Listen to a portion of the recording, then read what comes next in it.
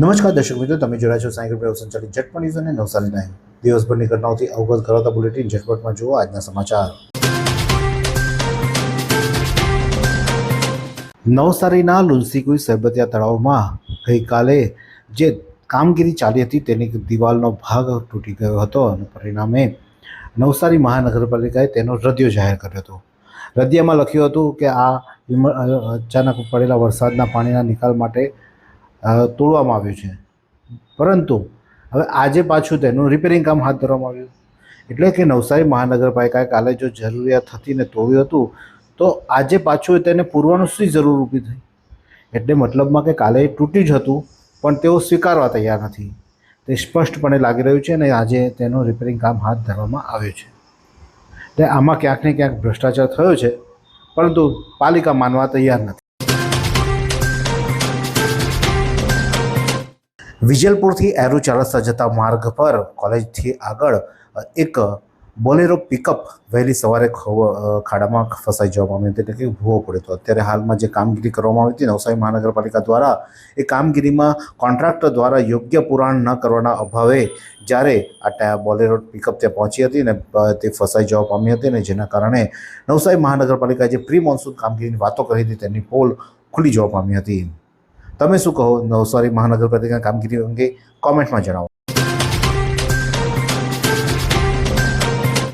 નવસારીના ચાંદની ચોક સ્થિત glow garden કાલે બંધ કરવામાં આવ્યું. કારણ કે પ્રથમ વરસાદ કાલે પડ્યો હતો અને પ્રથમ વરસાદમાં જ જે એનએમસી દ્વારા હલકી ગુણવત્તાની લાઇટો લગાવવામાં આવી હતી તેમાં સ્પાર્કિંગ થયું હતું અને ફટાકડા ફૂટ્યા હતા, જેને લઈને તાકીદે આ ગ્લો ગાર્ડનને બંધ કરી દેવામાં આવ્યું હતું. અને વાતો કરવામાં આવી હતી કે આ તો વરસાદ પડ્યો છે એટલે સુરક્ષાના ભાગરૂપે બંધ કરવામાં આવ્યું. ભાઈઓ, આ લોકોનું આ રમવાનું કેન્દ્ર કહી શકાય એવું ગાર્ડન હતું, તેને તમે ગ્લો ગાર્ડનમાં ફેરવ્યું, પૈસાનું પાણી કર્યું, અને અંદર જે સાધનો હતા એ તો કોણ ખાઈ ગયું તે જ નથી ખબર પડતી. કારણ કે અંદર કેટલા બધા રમકડાના સાધનો હતા, હિંચકા હતા, સ્લાઇડો હતી. એક અહીંયાથી કાઢીને બીજી કોઈ ગાર્ડનમાં બી ફિટ કરી હોત તો સારું, પણ તે તો કાઢીને લઈ ગયા અને આ લાઇટો મૂકી ગયા અને તે પણ પ્રથમ વરસાદમાં બંધ થઈ ગઈ. તમારું શું કહેવું છે? કોમેન્ટ કરો. નજીવી બાબતમાં વિજલપુર ફાટક ખાતે થઈ મારામારી, એકને ઇજા થતાં સારવાર માટે હોસ્પિટલ ખસેડવામાં આવ્યા. હાર્દિક ગાંધી નામના સમયે જલાલપુર પોલીસ મથકમાં એક અરજી આપી છે, અને જેમાં તેઓ પોતાની બાઇક પર જઈ રહ્યા હતા ત્યારે પાછળથી બે બાઇક પર આવેલા ચાર સમયે તેમની બાઇકને ટક્કર મારી હતી. અને ત્યારબાદ આ હાર્દિક ગાંધીએ તેમને કહ્યું હતું કે બાઇક જરા ધીરે ચલાવો. તેથી તે ચાર જે બાઇક પર સવાર હતા તે ઉશ્કેરાઈ ગયા હતા. તેમની પોતાની બાઇક ટર્ન મારી પાછા આવી અને હાર્દિક અને તેના પિતા અને તેના પુત્ર ત્રણેય પર તેઓ તૂટી પડ્યા હતા અને તેમને મારવામાં આવ્યો હતો. સાથે જ ચપ્પુ બતાવીને ધમકી આપવાના આક્ષેપ પણ લગાવવામાં આવ્યા છે. ત્યારે આ સમગ્ર મામલે જલાલપુર પોલીસે હાલમાં અરજી લઈ વધુ કાર્યવાહી હાથ ધરી છે.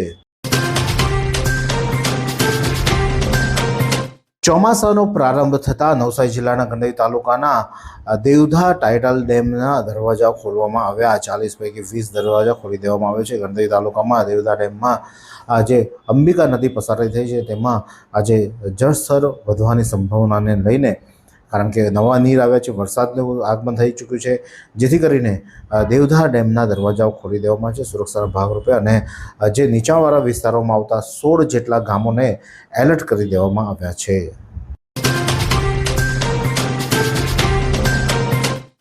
ચીખલી તાલુકાના હેલ્થ સુપરવાઇઝર નિવૃત્ત થતાં વિદાયમાન આપવામાં આવ્યું. ચીખલીના આરોગ્ય વિભાગમાં વયમર્યાદાના કારણે નિવૃત્ત થયેલા તાલુકા હેલ્થ સુપરવાઇઝર અને મહિલા હેલ્થ સુપરવાઇઝરનો વિદાય સમારંભ યોજવામાં આવ્યો હતો.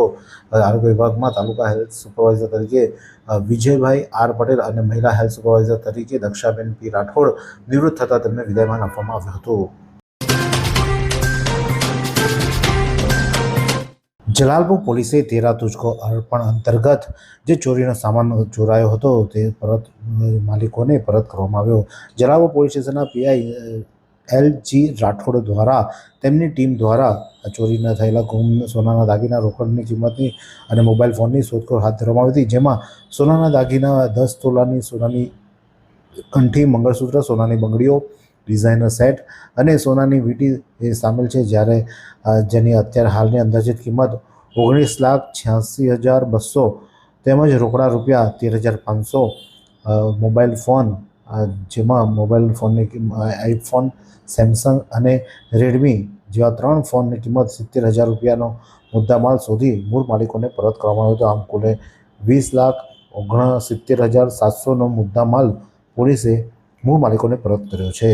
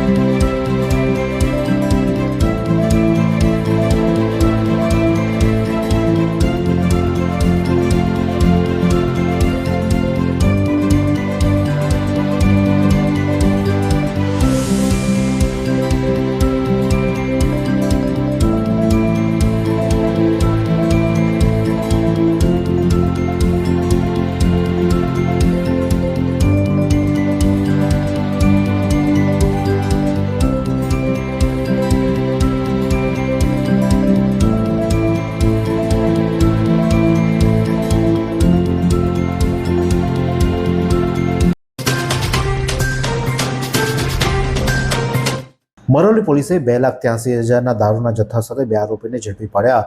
મરોલી પોલીસે બાતમીના આધારે નવસારી મરોલી 4 રસ્તા ખાતે આવતા જાહેર રોડની બાજુમાં માણેકપોર ગામના પાટિયા પાસે આવેલા એક ખેતરની અંદર મકાનમાં બાથરૂમમાં ઇંગ્લિશ દારૂનો જથ્થો સંગ્રહ કરેલો હોય, જે બાતમીના આધારે પોલીસે ત્યાં રેડ કરી હતી અને તેમને કુલ 2,83,200નો દારૂનો જથ્થો તેમજ અંગ ઝડતીમાંથી 2 મોબાઈલ કિંમત ₹25,000 તથા રોકડા ₹75,000 અને રોયલ એનફિલ્ડ બુલેટ કિંમત ₹70,000 મળી કુલ 4,53,200નો મુદ્દા માલ સાથે 2 આરોપીઓને ઝડપી પાડ્યા હતા, જેમાં અયાન મોહમ્મદ પાનવાલા અને ફરહાન ઇમરાનભાઈ મલેક આ 2 આરોપીને ઝડપી પાડી વધુ તપાસ મોરબી પોલીસ દ્વારા હાથ ધરવામાં આવી છે.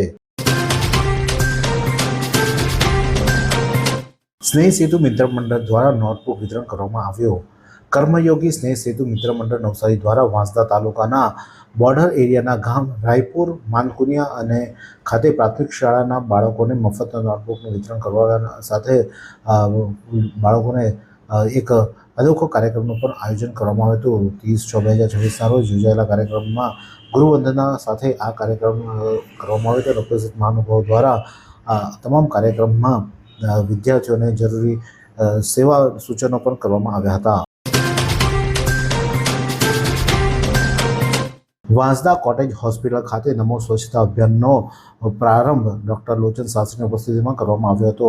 ભૂપેન્દ્ર પટેલ દ્વારા આજરોજ નવી મેડિકલ કોલેજ ખાતેથી ગુજરાત રાજ્યની 11,935 જેટલી સરકારી આરોગ્ય સંસ્થાઓના વિડીયો કોન્ફરન્સ માધ્યમથી તેઓ દ્વારા નમો સ્વચ્છતા અભિયાનનો પ્રારંભ કરવામાં આવ્યો. ત્યારે આ અભિયાનમાં વાંસદા કોટેજ હોસ્પિટલ ખાતે ડૉક્ટર લોચન શાસ્ત્રીની ઉપસ્થિતિમાં કાર્યક્રમ યોજાયો હતો અને જેમાં નમો સ્વચ્છતા અભિયાનનો પ્રારંભ કરવામાં આવ્યો હતો. સુખાબારી હાઈસ્કૂલમાં બાળકોમાં નેતૃત્વના ગુણોના સિંચન માટે લીડરશીપની ચૂંટણીનું આયોજન કરવામાં આવ્યું. આદિવાસી કેળવણી મંડળ સુખાબારી સંચાલિત જીવન ભારતીય માધ્યમિક શાળા સુખાબારીના બાળકોના નેતૃત્વના ગુણોના વિકાસ થાય અને દેશ પ્રદેશની આખી ચૂંટણી પ્રક્રિયા યોજાય છે તેનાથી માહિતગાર તે માટે શાળા દ્વારા જીએસ અને ઉપ જીએસની ચૂંટણી યોજવામાં આવી હતી અને જેમાં 3 જેટલા વિદ્યાર્થીઓ ઉમેદવારી નોંધાવી હતી. ન્યૂ ઇન્ડિયા પરિવાર અને મા મેલડી પરિવાર દ્વારા 22મી અમરનાથ યાત્રાનું ભવ્ય આયોજન કરવામાં આવ્યું. નવસારીમાં ન્યૂ ઇન્ડિયા પરિવાર અને મા મેલડી પરિવાર દ્વારા 22મી અમરનાથ યાત્રામાં કુલ 21 સભ્યોનો ગ્રુપ જોડાઈ રહ્યું છે, જેમાં 4 મહિલા સરદારો અને 17 પુરુષ ભાઈઓનો સમાવેશ થાય છે. યાત્રાઓ જઈ રહેલા તમામ ભક્તોને મા મેલડી મંદિર ગ્રીડ ખાતે એક વિશેષ સન્માન અને શુભેચ્છા સમારોહનું આયોજન કરવામાં આવ્યું હતું. આ ઉપસ્થિતિમાં ધારાસભ્ય રાકેશભાઈ દેસાઈ, નવસારીના મેયર અશોકભાઈ ધોરાજીયા સહિતના મહાનુભાવો દ્વારા તમામ શ્રદ્ધાળુઓને ફૂલહાર પહેરાવીને ભાવભીનું સન્માન કરવામાં આવ્યું હતું અને તેમની યાત્રા મંગલમય રહે તેવી પ્રાર્થના કરવામાં આવી હતી. બામણવેલ ગામની મહિલાઓ દ્વારા જીઈબીને આવેદનપત્ર પાઠવવામાં આવ્યું. ચીખલી તાલુકાના બામણવેલ ગામની મહિલા અગ્રણી દ્વારા વીજ કંપનીના નાયબ ઇજનેરને લેખિત રજૂઆત કરી ઠેર ઠેર નમી ગયેલા વીજ પોલ, ઝૂલતા તાર, વીજ લાઇનની મરામત કરાવી વારંવાર સર્જાતી ટ્રિપિંગની સમસ્યાના નિવારણ માટે માંગ કરવામાં આવી છે. બિહારમાં ભરતભૂષણ તિવારીજીની નિર્મમ હત્યાના વિરોધમાં નવસારી બ્રહ્મ સમાજમાં રોષ. બિહાર રાજ્યમાં બનેલી ભરતભૂષણ તિવારી નિર્મમ અને ઘાતકી હત્યાના ઘટનાને પગલે સમગ્ર ભારતમાં વસતા બ્રહ્મ સમાજ સહિત નાગરિકોમાં ઘેરા શોક સાથે ભારે આક્રોશની લાગણી વ્યાપી ગઈ છે. આ અપરાધના વિરોધમાં અને ભોગ બનનાર પરિવારને ન્યાય અપાવવા માટે શ્રી સમસ્ત ગુજરાત બ્રહ્મ સમાજ નવસારી દ્વારા નવસારી જિલ્લા કલેક્ટર કચેરી ખાતે એક વિસ્તૃત આવેદનપત્ર આપવામાં આવ્યું હતું અને આવેદનપત્રમાં નવસારી કલેક્ટરના માધ્યમથી ભારતના પ્રધાનમંત્રી, રાષ્ટ્રપતિ તેમજ ગૃહમંત્રીને મોકલી આપવામાં આવ્યું છે અને જેમાં જે હત્યા થઈ છે તેના આરોપીઓને વહેલામાં વહેલી તકે ઝડપી અને ન્યાય આપવામાં આવે તેવી માંગ કરવામાં આવી છે. વાત કરીએ હવામાનની તો નવસારી જિલ્લાનું આજનું મહત્તમ તાપમાન 29.5 જ્યારે લઘુત્તમ તાપમાન 25.4 સેલ્સિયસ રહ્યું હતું. હવામાન ભેજનું પ્રમાણ સવારે 98% જ્યારે સાંજે 89% રહ્યો હતો. હવાની ગતિ 4.1 કિલોમીટર પ્રતિ કલાક દક્ષિણથી પશ્ચિમ તરફ રહી હતી. આ સુંદર સૃષ્ટિને નિહાળવા માટે હજારો લોકો પાસે દ્રષ્ટિ નથી અને એ ત્યારે જ શક્ય બને જ્યારે કોઈ ચક્ષુદાન કરે. તો તમારા સ્વજનો સાથે મળી એક સુનિશ્ચય લઈએ, ચક્ષુદાનને પરિવારની પરંપરા બનાવીએ. Visit Sant Punit Chakshu bank, Rotary eye institute Navsari. Call 7069006329.